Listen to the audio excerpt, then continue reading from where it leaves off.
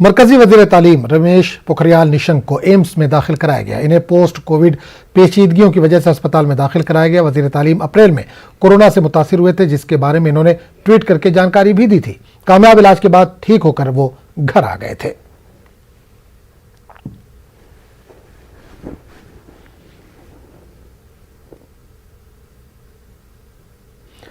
और इस पूरे मामले पर बात करने के लिए हम सीधे रुख करेंगे दिल्ली का, जहां से हमारे नुमाइंदे विनीत इस वक्त जुड़े। विनीत, एक बड़ी खबर आ रही है, रमेश पोखरियाल इस वक्त अस्पताल में भर्ती कराए गए, क्या है पूरा मामला?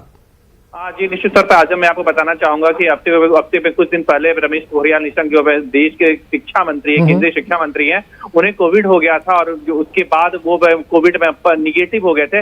लेकिन जिस तरह से हमने देखा है कि हालिया दिनों में पोस्ट कोविड में कुछ सिम्टम्स भी उनके आए थे और कुछ परेशानी आई थी, जिसके कारण उन्हें दिल्ली के एम्स में भर्ती कराया गया है। हालांकि हमारी जो बात हुई है रमेश पोखरियाल निशंक के मंत्रालय में, उनके ऑफिस में जो हमारी बात हुई है, उसमें साफ तौर पर कहा गया है कि एक प्रिकॉशनरी मेजर के कारण यह भर्ती कराया गया था। कुछ उन्हें पोस्ट कोविड तकलीफ हुई थी, जिसके कारण उन्हें भर्ती कराया गया था। हालांकि उनकी स्थिति जो है वो अभी तक नियंत्रण में है और कोरोना में जिस तरह से उन्हें हुआ था पिछले दिनों, हमने अपने दर्शकों को बताया था कि वो कोरोना पॉजिटिव हो गए थे, तो कोरोना से वो पूरी तरह से ठीक हो गए हैं। कुछ पोस्ट कोविड कॉम्प्लिकेशंस आए हैं और प्रिकॉशन के लिए सावधानी के तौर पर उन्हें एम्स में भर्ती करवाया गया है। चलिए, बहुत बहुत शुक्रिया विनीत इस तमाम जानकारी के लिए।